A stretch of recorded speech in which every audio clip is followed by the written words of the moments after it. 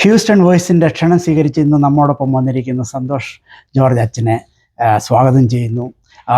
ഹ്രസ്വമായ അമേരിക്കൻ സന്ദർശനത്തിനിടയ്ക്ക് നമുക്ക് കുറച്ച് സമയം നമുക്ക് വേണ്ടി കൂടുതൽ വിവരങ്ങൾ ബെത്സേദയെ പറ്റി പറയുവാൻ അച്ഛൻ തന്ന അവസരത്തിനായി സ്തോത്രം ചെയ്യുന്നു. അച്ഛനോടുള്ള നന്ദി അറിയിക്കുന്നു. ഈ സമയത്ത് അച്ഛൻ നമ്മുടെ സുദീർഘമായ 2-3 എപ്പിസോഡ് കഴിഞ്ഞിരിക്കുന്നു.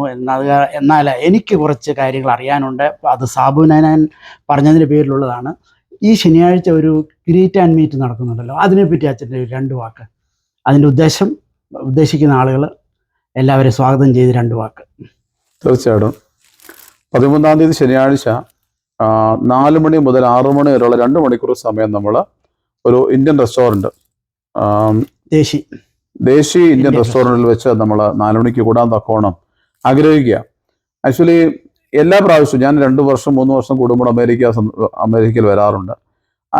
എല്ലാ പ്രാവശ്യവും ഇങ്ങനെ പ്രിയപ്പെട്ട സാബുച്ചാൻ തന്നെ ലീഡ് ചെയ്ത് പ്രിയപ്പെട്ട ബാബുച്ചാൻ ഇവരെല്ലാം കൂടി ചേർന്ന് ഒരു സംഗമം സംഘടിപ്പിക്കാറുണ്ട്. പ്രത്യേകിച്ച് മല്ലപ്പള്ളിക്കാരായ ആളുകൾ, അവരുടെ ദേശത്തുള്ള ഒരു സുഹൃത്തുക്കളും, ഡിനോമിനേഷൻ വ്യത്യാസമില്ലാതെ എല്ലാവരും കൂടി വന്ന് ഒരുമിച്ച് 2 മണിക്കൂർ ഇരിക്കുക എന്നുള്ളത്, പ്രത്യേകിച്ച് ദൈവനാമത്തിൽ പാട്ടുകൾ പാടി പ്രാർത്ഥിച്ച് ആരാധന നടത്തി അവരുടെ സ്നേഹപരിചരണങ്ങൾ വാങ്ങി മടങ്ങുന്ന ഒരു പതിവാണ് എല്ലാ പ്രാവശ്യവും ഉള്ളത്. ഈ പ്രാവശ്യവും ദൈവകൃപയാൽ അങ്ങനെ ഒരു പ്രോഗ്രാം സ്ഥാപിച്ചാൻ സംഘടിപ്പിച്ചിരിക്കുകയാണ്.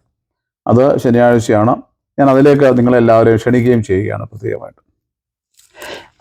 അച്ഛ, ചുരുങ്ങിയ വാക്കുകളിൽ അച്ഛൻ പറഞ്ഞാൽ മതി, ഈ അച്ഛൻ്റെ പ്രസ്ഥാനം തുടങ്ങിയിട്ട് എത്ര വർഷമായി? നിലവിൽ 2 ഘട്ടമായിട്ട് തിരിക്കേണ്ടി വരും. 2008 ശരിക്കും ബസൈദ തുടങ്ങുന്നത്.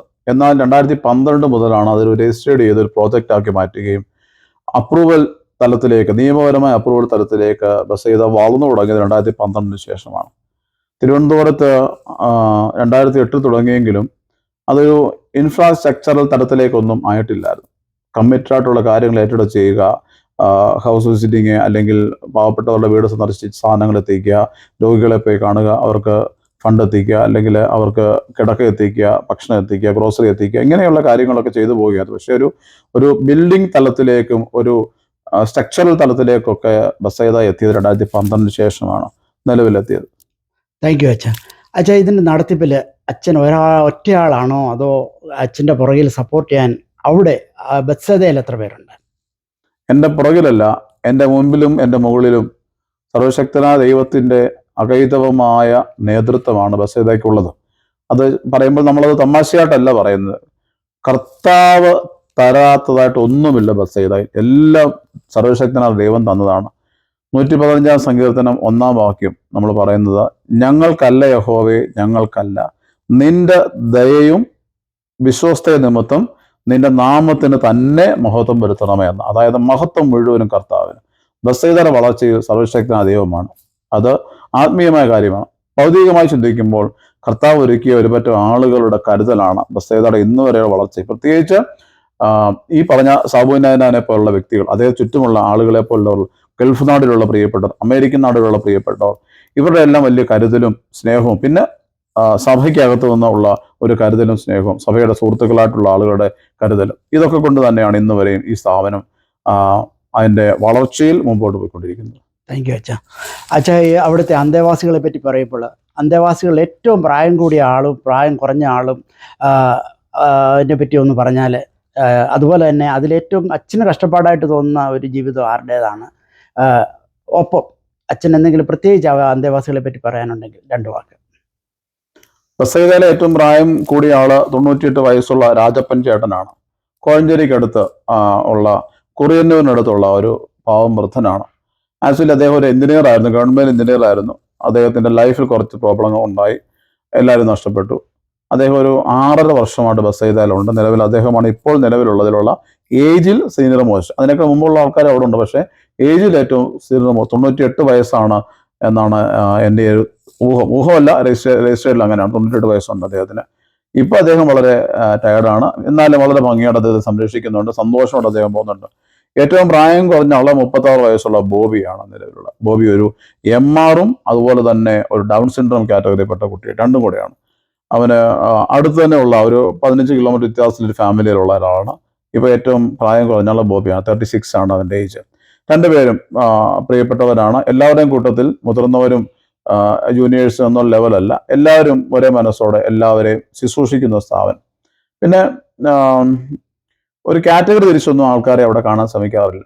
MR ഒരു സെക്ഷൻ ആണെങ്കിൽ, ഓട്ടിസം ഒരു സെക്ഷൻ ആണെങ്കിൽ, മെന്റലി പ്രത്യേകിച്ച് ഇൽനെസ്, അതായത് സൈക്കാട്രിക് പ്രോബ്ലം ഉള്ള ആളുകളൊക്കെ ഒരു സെക്ഷൻ ആയിരിക്കും. അങ്ങനെ നോക്കുമ്പോൾ അതിനകത്തും പ്രായം കുറഞ്ഞ ഒരു രതീഷ് എന്ന് പറഞ്ഞൊരു പയ്യനുണ്ട്. അവന് 40 ബിലോയാണ്.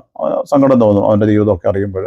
അങ്ങനെ ചെറുപ്പക്കാർ വരുമ്പോൾ ഉള്ളിനുള്ളിൽ വല്ലാത്തൊരു പടച്ചിലുണ്ടാകും. കാരണം കുടുംബത്തെ നോക്കേണ്ടവർ, അമ്മയ്ക്ക് അപ്പന് സപ്പോർട്ട് കൊടുക്കേണ്ടവർ, മാനസിക ചിത്തം ബാധിച്ച് വീട് വിട്ട് അലിഞ്ഞതൊക്കെ കണ്ട് ഒത്തിരി സങ്കടം തോന്നാറുണ്ട്. അത് പലപ്പോഴും വേദനയായിട്ട് മനസ്സിലുണ്ടെങ്കിലും പിന്നെ അത് ദൈവം നമുക്ക് തന്ന ശുശ്രൂഷയാണെന്ന് ഓർത്ത് അവരെ ചേർത്ത് പിടിക്കാറുണ്ട്. അതാണ്. ഈ അംഗങ്ങൾ എങ്ങനെയാണ് ഇവിടെ എത്തിച്ചേരുന്നത്? കൂടുതലും എൻ്റെ വഴിയാത്രകൾ ഞാൻ കണ്ടുമുട്ടി തിരിച്ചു കൊണ്ടിരുന്ന ആൾക്കാരാണ്. പ്രത്യേകിച്ച് മുടി വളർന്ന് ഭീകരമായ വിധം കുളിക്കാതെ, നല്ല വസ്ത്രം ധരിക്കാതെ മുഷിഞ്ഞു നടക്കുന്ന ആൾക്കാരെ ഇവരെല്ലാം നല്ല ശതമാനം.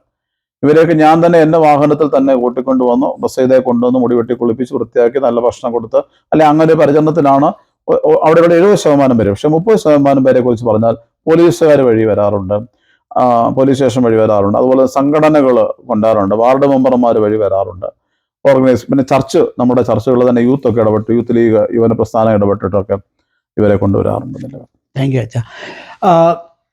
ഇനി ഒരു കാര്യം ചോദിച്ചാൽ, ഈ മേഖലയിൽ അച്ഛന് കോമ്പറ്റീഷൻ ഇല്ലെന്ന് എനിക്കറിയാം. കാരണം ഇതിലോട്ട് ആരും കടന്നു വരാറില്ല. എങ്കിലും അച്ഛൻ്റെ നിയറസ്റ്റ് അല്ലെങ്കിൽ കേരളത്തിൽ ഇങ്ങനെയുള്ള സ്ഥാപനങ്ങളുണ്ടോ?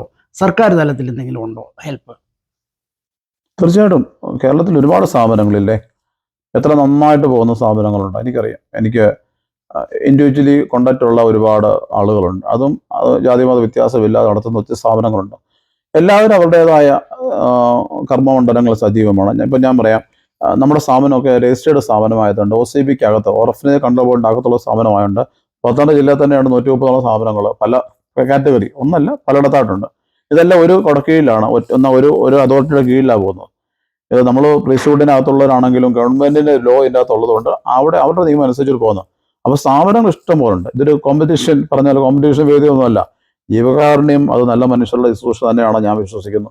അത് കഠിന ഹൃദയരാണെങ്കിൽ അത് ബിസിനസ് വേറെ ആയിരിക്കും, അത് ലക്ഷ്യം വേറെ ആയിരിക്കും. നല്ല മനുഷ്യർ അവരുടെ മേലുള്ള ബോധ്യവും കരുണാർദ്രമ മനസ്സും കൊണ്ടൊക്കെയാണ് പലപ്പോഴും ഇതിൽ ഇറങ്ങുന്നത്. പക്ഷെ മുറിവുകൾ ഒരുപാട് ഉണ്ടാകാറുണ്ട്. അത് തീർച്ചയായിട്ടും പറയുകയാണ്. പരിഹസിക്കുന്നവരുണ്ട്, നിന്ദിക്കുന്നവരുണ്ട്, സാമ്പത്തിക സഹായം മറച്ചു വെക്കുന്നവരുണ്ട്, പണം കൊടുക്കാത്തവരുണ്ട്, അല്ലെങ്കിൽ കളിയാക്കി ഇറക്കിടും. എനിക്കൊക്കെ അങ്ങനെ ഒത്തിരി അനുഭവം. പല വീട്ടിലൊക്കെ ചെന്നിരുന്നിട്ട് ഞാൻ ഇറങ്ങി പോന്നിട്ടുണ്ട്. അപ്പോൾ ഞാൻ എൻ്റെ വാക്കുകൊണ്ട് പോലും ഒന്നും പറയാതെ ഞാൻ ഒന്നും പറയാറില്ല, ഇറങ്ങി പോന്നിട്ടുണ്ട്. പക്ഷെ ഞാൻ ഒന്ന് സങ്കടപ്പെട്ട് ഇറങ്ങി വരുമ്പോൾ എന്നെ കാത്ത് എൻ്റെ ബസ്സേതയിൽ ആരെങ്കിലും വല്ല കാത്തിരിപ്പുണ്ടായിരിക്കും. അതെനിക്ക് മിറക്കിൾ പോലെ പറയാനുണ്ട്. ഞാൻ പല വീട്ടിൽ നിന്ന് നാണം കെട്ട് ഇറങ്ങി വരുമ്പോൾ ഫോൺ വരും, അച്ഛ പെട്ടെന്ന് ഗസ്റ്റ് വന്നിട്ടുണ്ടെന്ന് പറയും. അങ്ങനെ ലൈവായിട്ട് ദൈവം കൂടെ നിന്ന് ചലിപ്പിച്ചിട്ടുണ്ട് ബസ്സേതായി. ദുഃഖങ്ങളൊക്കെ ഉണ്ടായിട്ടുണ്ട്. ദുഃഖങ്ങളില്ലാതെ ഒരു ഗ്രോത്ത് ഇല്ലല്ലോ. നമ്മൾ പറയാറില്ലേ, നോർമലി നമുക്ക് വിജയിക്കാൻ ഒരു ശത്രു മതി, പക്ഷെ നന്നായിട്ട് വളരണമെങ്കിൽ ഭയങ്കരമായിട്ട് ശത്രു, അതായത് കഠിന ശത്രു തന്നെ വേണം. പക്ഷെ ബസ്സേതാരുടെ വളർച്ചയ്ക്ക് പിന്നിലെ കഠിന ശത്രു എന്ന് പറയുന്നില്ല, പക്ഷെ ഉപദ്രവങ്ങൾ ഒരുപാട് ഉണ്ടായിട്ടുണ്ട്. അത് ദൈവം തന്നതാണെന്ന് കരുതിക്കൊണ്ട് ഞാനതിന് മുമ്പ് സ്വീകരിച്ചു പോകും. അച്ഛൻ അവിടെ ജോലി ചെയ്യുന്ന 3-4 തൊഴിലാളികളുണ്ടെന്ന് പറഞ്ഞു. അന്യസംസ്ഥാന തൊഴിലാളികൾ ആരെങ്കിലും ഉണ്ടോ? നമ്മുടെ അന്തേവാസികളിൽ അന്യസംസ്ഥാനക്കാരുണ്ടോ?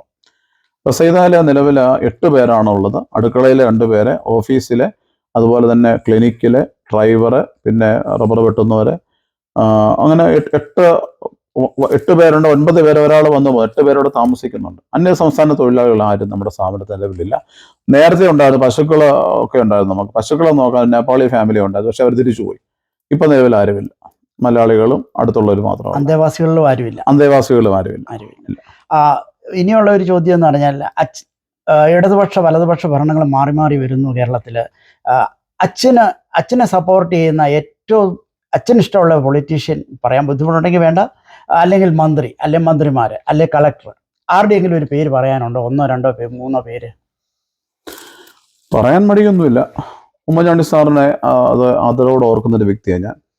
ഉമ്മൻചാണ്ടി സാറ് ബസ്സേതെ ഒത്തിരി സഹായിച്ചിട്ടുണ്ട്. പ്രത്യേകിച്ച് അദ്ദേഹത്തിൻ്റെ വൈഫ് ആൻറ്റിയുമായിട്ടൊക്കെ വളരെ വ്യക്തിപരമായ ബന്ധം ചാണ്ടി ഉമ്മനുമായിട്ടൊക്കെ ഉണ്ട്. എനിക്ക് ഒത്തിരി സഹായിച്ചിട്ടുണ്ട് സാറിനെ. പ്രത്യേകിച്ച് ഓർത്തഡോക്സ് കമ്മ്യൂണിറ്റിയിൽപ്പെട്ട ഒരാളാണ് അദ്ദേഹം. തിരുവനന്തപുരത്ത് ആൻറ്റിയുമായിട്ടൊക്കെ നല്ല കോണ്ടാക്റ്റ് ഉണ്ട് എനിക്ക്. അതുപോലെ തന്നെ ഒരാളാണ് ശശി തരൂർ സാർ. സാറാണ് തണൽ വീട് തിരുവനന്തപുരത്ത് ക്യാൻസർ സെൻ്റർ ഉദ്ഘാടനം ചെയ്ത് നമ്മുടെ അവിടെയൊക്കെ വന്നതൊക്കെ. അദ്ദേഹത്തിൻ്റെ വലിയ കരുതലുണ്ട്. മധു സാറ് രാഷ്ട്രീയക്കാരനല്ല, സിനിമാ നടനാണ്. മധു സാറ് വലിയ സഹായം. കൊല്ലം തുളസി, അതുപോലെ തന്നെ ജി വേണുഗോപാൽ, ഇവരുടെയൊക്കെ ഒരു കെയർ എപ്പോഴും കിട്ടിയിട്ടുണ്ട്. പിന്നെ രാഷ്ട്രീയത്തിനപ്പുറമുള്ള ബന്ധങ്ങൾ, പൊളിറ്റിക്കലി പറഞ്ഞാൽ വ്യക്തിപരമായി, രാഷ്ട്രീയമല്ല പറയുന്നത്. ഉമ്മൻചാണ്ടി സാറൊക്കെ രാഷ്ട്രീയത്തിന് അപ്പുറത്ത് വലിയ കരുണയുള്ള മനുഷ്യനായിരുന്നു. എല്ലാ കൂട്ടത്തിലും ഉണ്ട്. കടന്നപ്പള്ളിയൊക്കെ വലിയ കോണ്ടാക്ട് ഉണ്ട് തിരുവനന്തപുരത്ത്. അതുപോലെ അവിടുത്തെ കൗൺസിലർമാരൊക്കെ സഹായം ചെയ്തിട്ടുണ്ട്. അതൊക്കെ രാഷ്ട്രീയത്തിനപ്പുറം.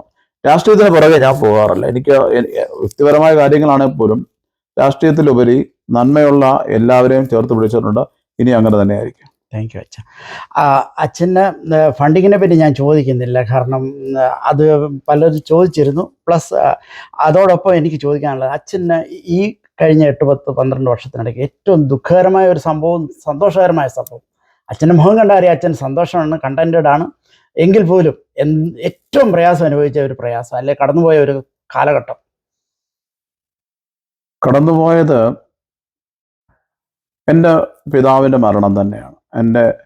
എൻ്റെ അപ്പന് അവസാനത്തെ 6 വർഷം എൻ്റെ കൂടെ താമസിച്ചുകൊണ്ടിരുന്നത് ബസ്സെയ്തായിലായിരുന്നു. എൻ്റെ അപ്പൻ മരിച്ചത് ഒരു പുരോഹിതൻ എന്ന നിലയിൽ ഞാൻ ദുഃഖിക്കാൻ പാടില്ല. അത് ഭൗതികമായ ഒരു കാര്യമാണ്. ആത്മീയമായിട്ട് എനിക്ക് ദുഃഖമല്ല. I am very happy. എൻ്റെ അപ്പൻ ഉറപ്പായും എൻ്റെ കർത്താവിൻ്റെ ഇടയ്ക്കലുണ്ടെന്ന് എനിക്കറിയാം. കാരണം അത്രയ്ക്ക് ഒരു ജെനുവിൻ പേഴ്സൺ ആയിരുന്നു. സന്തോഷം എന്ന് പറഞ്ഞത് സ്ഥാപനം ഒഫീഷ്യലി 2 അംഗീകാരത്തിലേക്ക് വന്നു. ഒന്ന് ഗവൺമെൻറ് അംഗീകാരത്തിലേക്ക് വന്നു. രണ്ടാമത് മലങ്കര സഭയുടെ അംഗീകാരം കിട്ടി. ഈ 2 അംഗീകാരം കിട്ടിയത് എന്നെ സംബന്ധിച്ച് ഐ എം വെരി ഹാപ്പി. അതെനിക്ക് പറയാൻ വാക്കുകളില്ല. താങ്ക് യു അച്ഛ. എനിക്കറിയാം, ഞാൻ ക്വസ്റ്റ്യൻ അവസാനിപ്പിക്കുകയാണ്. ഇതിന് എന്തെങ്കിലും ആൻസിലറി യൂണിറ്റോ അല്ലെങ്കിൽ സഹോദര സ്ഥാപനമുണ്ടോ, എന്തെങ്കിലും പുതുതായിട്ട് തുടങ്ങാൻ താല്പര്യമുണ്ടോ? കേരളത്തിൽ ഏതെങ്കിലും ജില്ലകൾ മാത്രം കേന്ദ്രീകരിച്ച് മാത്രമുള്ള പ്രവർത്തനമാണോ എന്നൊന്നും അറിഞ്ഞാൽ കൊള്ളാം. ഒരു സമയത്തൊക്കെ പല ആഗ്രഹങ്ങളും മനസ്സിലുണ്ടായിരുന്നു. പല ജില്ലകളിലൊക്കെ ഇറങ്ങണമെന്നൊക്കെ ആഗ്രഹിച്ചു. പക്ഷെ പഴയ കാലത്തെ പോലെ ഫൈനാൻസിൽ വലിയ പ്രശ്നമായിരുന്നു. നമുക്ക് പല ആളുകളും പ്രോപ്പർട്ടീസൊക്കെ തരാൻ തയ്യാറായി. അച്ഛൻ ഫ്രീ ആയിട്ട് എടുത്തു, അച്ഛൻ എന്തെങ്കിലും ചെയ്യും. ഇപ്പോൾ വിശ്വാസമായിരുന്നു. എന്നെ ആളുകൾക്ക് വലിയ വിശ്വാസമാണ്. പ്രോപ്പർട്ടീസൊക്കെ ഫ്രീ ആയിട്ട് തരും, അച്ഛൻ എന്തെങ്കിലും ചെയ്യും. അച്ഛന് അവർ പറയുന്ന അവരുടെ പേരൻസിന് മെമ്മോറിയലായിട്ട് ഒരു ബ്ലോക്ക് ഉണ്ടാക്കുക എന്നൊക്കെ പറഞ്ഞുകൊണ്ട് വസ്തുവൊക്കെ തരാൻ തയ്യാറായി. പക്ഷെ അതൊക്കെ ഏറ്റെടുക്കാൻ ഞാൻ പോയില്ല. കാരണം എനിക്ക് അതുകൊണ്ട് എൻ്റെ ഈ പ്രായത്തിൽ കുറച്ചുകൂടെ ഹൈ റിസ്ക് ആണെന്ന് എനിക്കറിയാമായിരുന്നു. എനിക്കൊരു രോഗമൊന്നുമില്ലെങ്കിലും അസുഖക്കാരനൊന്നും അല്ലെങ്കിൽ പോലും എനിക്ക് ഓടാൻ തക്കോണം ഫൈനാൻസ് വലിയ പ്രശ്നമായിരുന്നു. പിന്നെ ഇപ്പോൾ നിലവിലെ ബസൈദയ്ക്കകത്ത് ബസൈദ മരിയൻ ഹോം എന്ന് പറഞ്ഞൊരു പ്രോജക്റ്റ് മൂവ് ചെയ്യുവാണ്. ഇപ്പം നമ്മുടെ കൂടെ ആണുങ്ങളായിട്ടുള്ള ആളുകൾ സൈക്കാട്രിക് പ്രോബ്ലം ഉള്ളവരും മറ്റു കേസ് ഉള്ളവരാണ്. എന്നാൽ അമ്മമാരെ കൂടി എടുക്കാൻ ഇപ്പോൾ തീരുമാനിച്ച അതിൻ്റെ അടിസ്ഥാനത്തിൽ ബസൈദ മരിയൻ ഹോം എന്ന് പറഞ്ഞ പ്രോജക്റ്റ് തന്നെ ഇപ്പോൾ സ്റ്റാർട്ടാക്കിയിട്ടുണ്ട് നിലവിൽ.